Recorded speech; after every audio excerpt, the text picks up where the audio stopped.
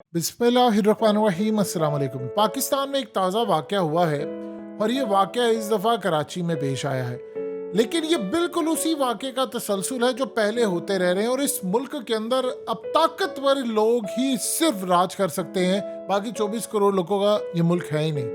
आप इमेजिन कीजिए ज़रा, एक डीएसपी को एक औरत उतरकर थप्पड़ मारती है, 3 फूल लगे हुए इसके कंधे के ऊपर। उस डीएसपी की आपको आगे चलकर गुफ्तगू सुनवाते हैं, जरा उससे सुनिएगा, पहले समझ ले हुआ क्या है। उस डीएसपी को वो थप्पड़ मारती है, मुक्के मारती है और कहती है कि तुम्हारी जुर्रत के हमने सिग्नल तोड़ा है, तुमने हमें ये क्यों कहा कि तुम लोगों की, अगर पढ़े लिखे हो तो जिम्मेदारी बनती है कि तुम लोग सिग्नल ना तोड़ो, अगर तुम लोग ये करोगे तो बाकी क्या करेंगे। आगे से वो औरत कहती है, तुम्हें पता है कि मेरा भाई नेवी का कमांडर है, मैं अभी उसको बुलाती हूँ, तेरी तो मैं सबसे पहले वर्दी उतरवाती हूँ, तेरी औकात क्या है। आप इमेजिन कर लीजिए आज हालत ये, आप लगातार फुटेज देखते आ रहे हो, उस बेचारे की ये हालत है। अगर छत से कोई बैठकर या ऊपर से कोई वीडियो ना बना रहा होता तो बेचारे पुलिस वाले को तो उन्होंने छोड़ना ही नहीं था। वो कह रही है मेरा भाई नेवी में कमांडर है, उसका एक ऑर्डर जाना है, वो तुम लोग तो जूते साफ करते हुए आ जाओगे, तुम्हारी औकात क्या है। अब जरा उस बुजुर्ग की दाढ़ी रखी हुई है, देखिए दाढ़ी रखने वाला कोई भी शख्स हो, अब यकीन कीजिए उसकी इज्जत होती है। अगर किसी बुजुर्ग ने रखी है तो आप उसकी वैसी, उसके सफ़ेद बालों की लाज रखते हैं कि नहीं यार ये बूढ़ा है, इसने दाढ़ी रखी, मैं इसकी इज्जत करूं। आप जरा सोचिए उस बंदे के साथ हुआ क्या है और उसके बाद अब उसके ऊपर क्या दबाव आ रहा है। पहले आप उसकी वीडियो देखिए, फिर आपको पता चलेगा। अब उस औरत को बचाने के लिए पूरा सिंध का महकमा एक हो गया है कि नहीं यार ये मामला करना है। एग्जैक्टली वही सूरत हाल जैसे कर्नल की एक बीवी हुई थी और कर्नल की बेटी ने वो गाड़ी चढ़ा दी थी, उसके बाद क्या हुआ, मीडिया तब भी खामोश था। आप जरा गुफ्तगू सुन लीजिए इस बंदे की, फिर आपको बताते हैं कि अब होने क्या लगे इनके साथ। उस बेचारे की जिंदगी खराब हो गई है कि किसी ने उसकी वीडियो बना ली। डीएसपी इस मुल्क के अंदर कितना मजबूर है, गुफ्तगू सुनिए। बिस्मिल्लाहिर्रहमानिर्रहीम। आज सुबह सुबह बस एक बुराई आनी थी। मैंने सिर्फ सिग्नल की पाबंदी के लिए उसको रोका कि भाई आप सिग्नल पे आगे आ गए ना, मैं उसको रोक रहा हूँ फिर भी नहीं, फिर आगे आ गया। फिर मैंने बोला यार ऐसे नहीं करो, अच्छे शहरी बनो, अगर आपकी वजह से ऐसे करोगे तो फिर पढ़े लिखे पे दूसरे क्या करेंगे। इतने में उसकी वो बेगम उतरी, उसने बोला कि भाई तुम हमारे नौकर हो। मैंने बोला नौकर जो कानून पे अमल कर रहे हैं उनके लिए हम नौकर हैं। हाँ, आप कानून, आप आगे आ गई तो आप इस वो फिर लड़ना शुरू कर दिया। उसने बोला कि मेरा भाई जो है वो कमांडर है नेवी में, मैं बस अभी बुलाती हूँ। उसने लड़ना शुरू कर दिया, मारना शुरू कर दिया, पुलिस वालों को भेजे। तो फिर वो आपने देखा ही है वीडियो की, तो मैंने वर्दी मेरी उसने नहीं, चश्मा मेरा टूट गया था। वर्दी तो नहीं फाड़ी उसने, मगर उसने मारा मुझे दिल से है। 4-5 थप्पड़ मारे, घूसे मारने शुरू कर दिए। अब क्या कर सकता है बंदा। अब कानूनी कार्रवाई, मैंने एफआईआर दाखिल कराई है। आपने उस शख्स की गुफ्तगू सुनी। अगर ये शख्स की ऊपर से कोई वीडियो ना बनाता, उस औरत ने कैमरा पकड़ा हुआ था मोबाइल से और साथ एक पुलिस वाला भी बना रहा था, टूटी फूटी वीडियो, उसने आगे कह रहा था इसे मेरे से बदतमीजी की है, मैं अपलोड कर दूंगी। यानी एक वर्जन दिखाना था और शायद कौम ने, चूंकि पुलिस वाले ऑलरेडी उनका म्यार ही बहुत बुरा है और खासतौर पर सिंध के, तो उसके ऊपर चढ़ दौड़ना था।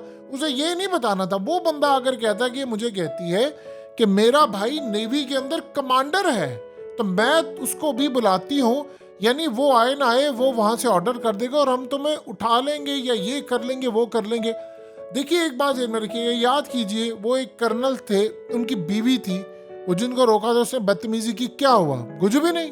और उसके बाद वो कर्नल की एक बेटी थी जिसने गाड़ी चढ़ा दी और उसके बाद एक बंदा मार दिया। बाद में सुलह सफाई होगी, दियत के पैसे चले गए, सारा मामला हो गया। जबकि दियत इस तरह होती ही नहीं है, ये लेवल ही नहीं है कि आप जबरदस्ती किसी के ऊपर कनपट्टी पर आप जाकर दबाव डालें और कहें कि नहीं नहीं तो ये काम करें, ये नहीं होता। सो लिहाजा इस सूरत हाल के अंदर अगर कोई फ्रीली खुद करना चाहे और आकर बताए। अब आप ये देखें कि मामला क्या हुआ है इसके साथ, कि ये कह रहा है कि जी वो मुझे आकर कह रही है, असल में अब हो क्या रहा है। अब जाहिर सी बात है वो बड़े लेवल की है, उसको तो कोई पूछ नहीं सकता। इस बंदे के ऊपर दबाव डाला जा रहा है कि यार तुम सुलह कर लो, उसको माफ कर लो।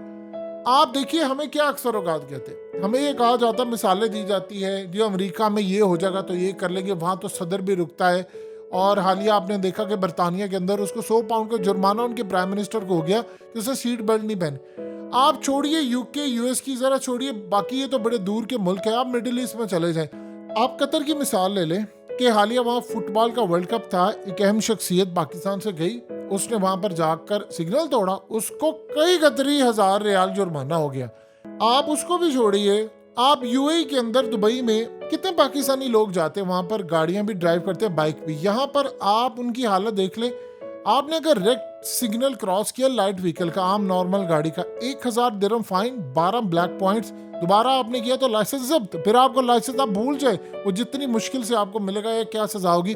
अगर आप हैवी गाड़ी चला रहे हैं, हैवी व्हीकल, और उसके बाद आपने इशारा तोड़ा तो 3000 दिरहम फाइन आपको पे करना पड़ेगा, और उसके बाद 24 ब्लैक पॉइंट्स, और वो आपकी गाड़ी भी गई और सब कुछ फारिग।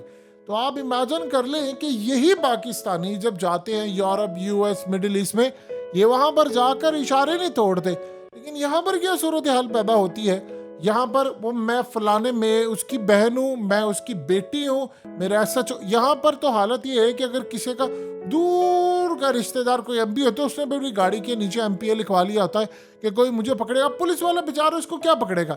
ये पेशावर के अंदर जो वाकया हुआ है, इसमें वो क्या कह रहे हैं, वो आकर कह रहे हैं कि जी हम पर लोग ब्लेम डाल रहे हैं कि हमने पेटी बाई को चेक नहीं किया। उसने कहा जी यहाँ पर बड़े बड़े लोग आते हैं काली गाड़ियों में, हम उनको अगर चेक करना शुरू कर दे तो हम मुअत्तल हो जाते हैं। वो कहते हैं तुम्हारी जरूरत कैसे हुई कि तुमने चेक किया।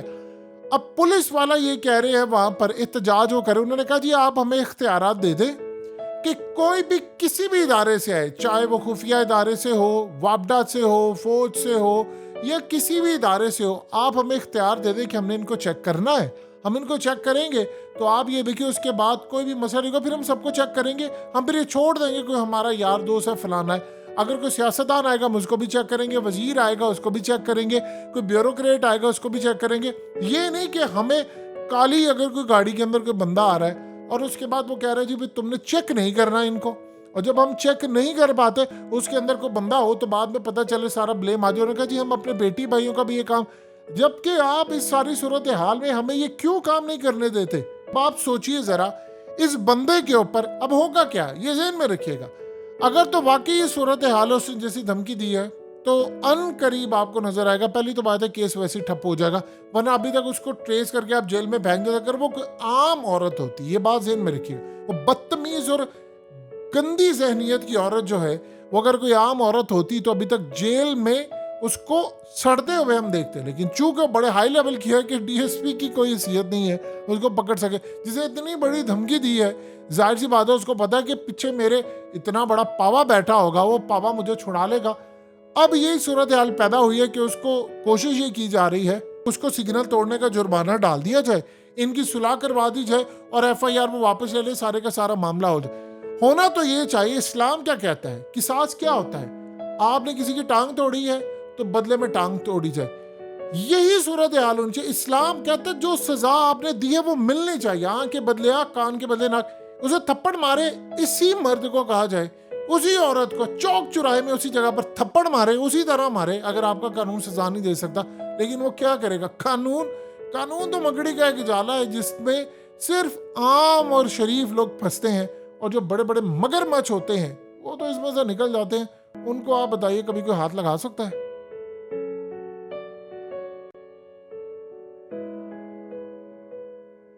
हकीकत टीवी को सब्सक्राइब करना मत भूलें, वीडियो को लाइक करें, शेयर करें और कमेंट सेक्शन में अपनी राय का इजहार जरूर करें।